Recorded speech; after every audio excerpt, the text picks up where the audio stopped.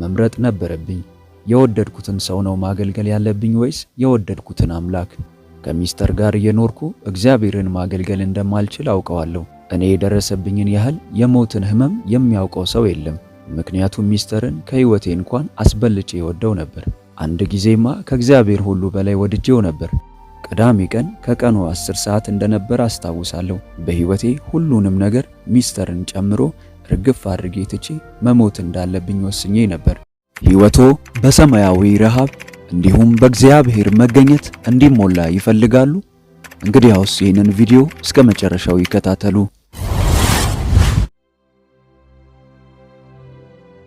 ያልተለመደች አይነት የእግዚአብሔር ሰው። በዚህ ዘመን ያሉና ያጋጠሙኝ ብዙ ወጣቶች በጥቂቱ ብቻ ስለሚያውቋት በእኔ ሕይወት በጣም ከፍተኛ ተጽዕኖ ስለነበራት ካትሪን ኩልማን ባጭሩ ልነግርህ እፈልጋለሁ። እግዚአብሔር በእሷ ሕይወት የሰራውን ስናይ በእኛም ሕይወት ምን ሊሰራ እንደሚችል ልንማርበት እንችላለን። ግንቦት 9 ቀን 1907 ዓ.ም በኮንኮርዲያ አጠገብ ሚዙሪ ውስጥ የተወለደችው ካትሪን ቁመተ ሎጋ፣ ባለቀይ ፀጉር፣ ብልጣብልጥ፣ እምቢባይ እና ብሩህ አእምሮ ያላት ሴት ሆና አደገች።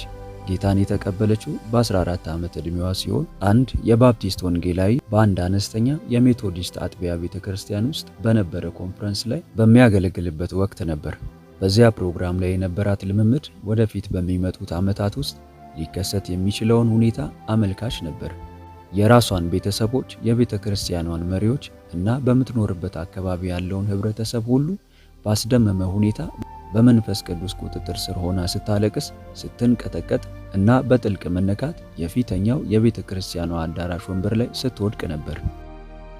ከዓመታት በኋላ ስለዚያች ስለተለወጠችባት ቀን ስትናገር ዓለም ሙሉ በሙሉ ተቀየረች ብላ ነበር። የሆነውን ተአምር እኔም በደንብ የምረዳው ነው። ወደ ክርስትናው በመጣች በጥቂት ዓመታት ጊዜ ውስጥ ነበር እህቷ ወይዘሮ መርተልና ባሏ በሚያደርጉት የጉዞ ላይ የወንጌል ስብከት ሥራ ላይ የተቀላቀለችው። ነገር ግን ብዙም ሳይቆይ ለሚጠፉት ነፍሳት እየጨመረ በመጣው ሸክሟ ምክንያት የራሷን የጉዞ ላይ የወንጌል አገልግሎት ጀመረች።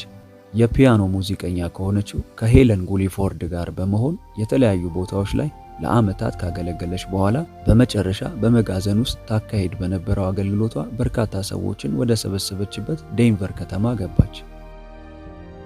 ከፍተኛ የኢኮኖሚ ቀውስ በነበረበት በ1983 ዓ.ም ሲካሄዱ ከነበሩ አገልግሎቶች ነጥሮ የወጣውና ትልቅ ተጽዕኖ ፈጥሮ መስፋፋት የቻለው ዴንቨር ሪቫይቫል ተበርናክል የተባለው እሷ ትመራው የነበረው ጉባኤ ነበር። በዚህ ወቅት በመቶዎች የሚቆጠሩ ሰዎችን ወደ ጌታ ታመጣ የነበረች ጥሩ የወንጌል ሰባኪት ነበረች። በሌሎች የክርስቲያን ጉባኤዎች ውስጥ የተለያዩ አይነት ፈውሶች ይገለጡ የነበር ቢሆንም በእሷ ጉባኤ የነበረው ግን በይዘቱም በብዛቱም በጣም የሚበልጥ የታምራት ክስተት ነበር። በዚህ ወቅት አደጋ ከፊቷ ተደንቅሮ የነበረ ቢሆንም እግዚአብሔር ግን የካትሪንን ድካም የሚሸፍንበት እቅድ ነበረው። በ1973 ዓ.ም በቤተ ክርስቲያኗ እንዲያገለግል ብሮዝዎል ትሪፕ የተባለ ረጅም እና መልከ መልካም ወንጌላዊ ጋበዘች። ይህም ሰው በዚህ ስፍራ ለ2 ወራት ቆየ። ባለትዳርና የልጆች አባት ቢሆንም ለቤተሰቡ ጥላቻ ያለውና አብሯቸው ላለመኖር የወሰነ በሚመስል መልኩ ነበር ሁሉን ረስቶ የቆየው። በዚህ ወቅት ካትሪን ማስተዋሏን ሁሉ ጥላ ከዚህ ሰው ጋር በፍቅር ከነፈች። በመጨረሻም ትዳሩን ሲፈታ ካትሪን ለሷ የሚያስቡ ወገኖች የሚነግሯትን ምክርና ማስጠንቀቂያ ሁሉ አሻፈረኝ ብላ አገባችው። በመቀጠል ኩልማን ወልትሪፕን ተከትላ ወደ አይዋ ግዛት ተጓዘች።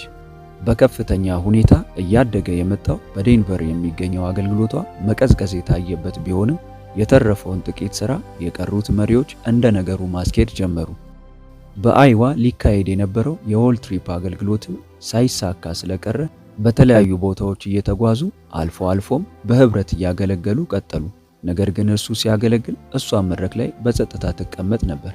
ከእግዚአብሔር ጸጋ የተነሳ ሰዎች ይድኑና ይባረኩ የነበረ ቢሆንም የህይወታቸው ጉዳይ ግን ከሁለቱም በተለይም ከሷ ቁጥጥር ውጪ ሆኖ አስቸጋሪ ሁኔታ ውስጥ እየገቡ መጡ። ካትሪን በመጀመሪያ እውነተኛ ፍቅረኛዋ ከሆነው ከጌታ ኢየሱስ ክርስቶስ ተለይታ እየሞተች ነበር።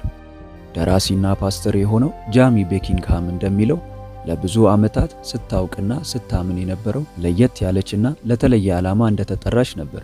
በህይወቷ ላይ የነበረው ጥሪ እጅግ ጥልቅ ከመሆኑ የተነሳ ከ6 ዓመታት በኋላ እንኳን ስቃዩን መቋቋም አልቻለችም።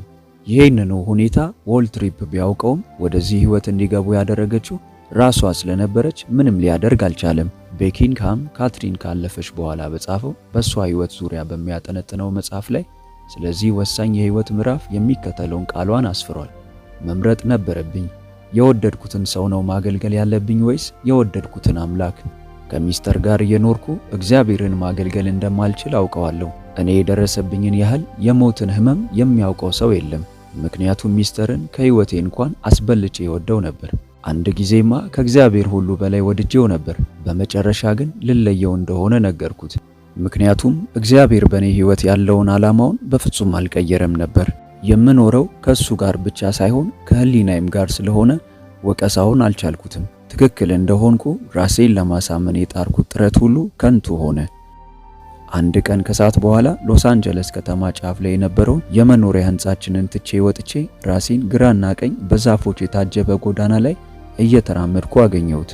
የፀሐይዋ ብርሃን በቅርንጫፎቹ መካከል እያለፈ መሬት ለመድረስ ይታገላል። በመንገዱ መጨረሻ የመንገድ ምልክት ወይም ጽሑፍ አየሁ። መጨረሻ ይላል ጽሑፉ። ከባድ የልብ ህመም፣ በቃላት መግለጽ የማይቻል የልብ ህመም። ወደ መስቀል ሞት መሄድ ቀላል እንደሆነ ካሰባችሁ ምክንያቱ ስላላያችሁት መሆኑ ብቻ ነው። እኔ አውቀዋለሁ። እዚያ ነበርኩ። እናም ብቻዬን መሄድ ነበረብኝ። ስለ መንፈስ ቅዱስ አስደናቂ ሙላት ምንም የማውቀው ነገር አልነበረም። የሥላሴ ሶስተኛ አካል ስለነበረው ያመነ ሁሉ እንዲያገኘው ስለተፈቀደው ስለ መንፈስ ቅዱስ ኃይል ምንም የማውቀው ነገር አልነበረም። ቅዳሜ ቀን ከቀኑ 10 ሰዓት እንደነበር አስታውሳለሁ። በህይወቴ ሁሉንም ነገር ሚስተርን ጨምሮ ርግፍ አድርጌ ትቼ መሞት እንዳለብኝ ወስኜ ነበር። ድምፄን ከፍ አድርጌ ውድ ኢየሱስ ሁሉን ላንተ ሰጠው።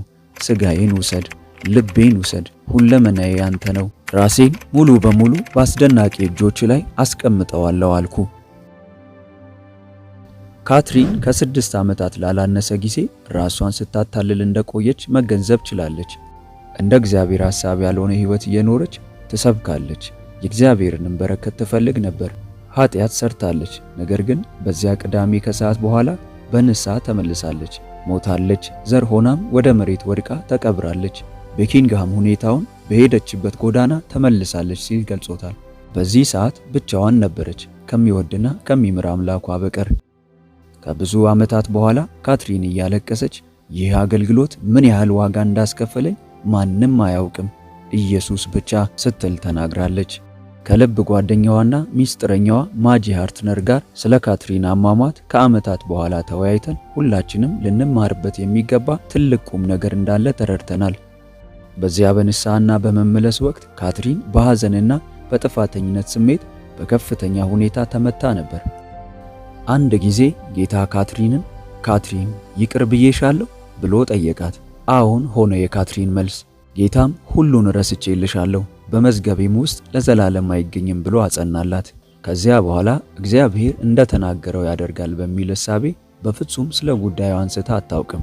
እንደ መጽሐፍ ቅዱስ እውነት እግዚአብሔር ንስሐ የተገባባቸውን ኃጢአቶች ለዘላለም ወደማይታሰቡበት ስፍራ ይጥላቸዋል። ምስራቅ ከምዕራብ እንደሚርቅ እንዲሁ ከሱ የራቁ ናቸው።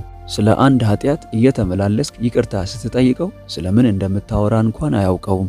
ንስሐ፣ በደሙ መታጠብ፣ ይቅርታ ማግኘት፣ መንጻት። ካትሪን ኩልማን ማን ስለሆነች ነው ኃጢአትን እግዚአብሔር ከሚያይበት መንገድ ውጪ የምታየው? ሊሆን አይችልም። በይበልጥ በመንፈሳዊ ሕይወቶ እጅግ የሚበረቱባቸውና መንፈሳዊ ረሃቡን የሚጨምሩ ትምህርቶች እንዲሁም የጸሎት አገልግሎት በየቀኑ እንዲደርሱ ሰርቫንት መልካሙን ጌታ በማለት የፌስቡክ እንዲሁም የቲክቶክ አካውንታችንን እንዲሁም ሆሊ ቲዩብ ኢትዮጵያ ብለው ሰርች በማድረግ የቴሌግራም ቻናላችንን ይቀላቀሉ። ተባርካችኋል።